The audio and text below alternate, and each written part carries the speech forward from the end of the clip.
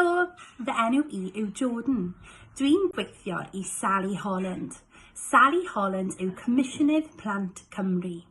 Rôl Sally yw gwneud yn siŵr fod bob plentyn yng Nghymru yn cael hawliau plant.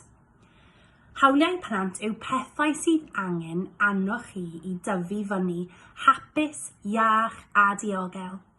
Heddiw, byddwn ni'n siarad am erthygl 31.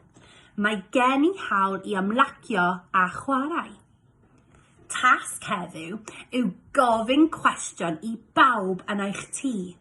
Y cwestiwn yw, beth ydy dy hoff gêm I chwarae? Beth ydy dy hoff gêm I chwarae?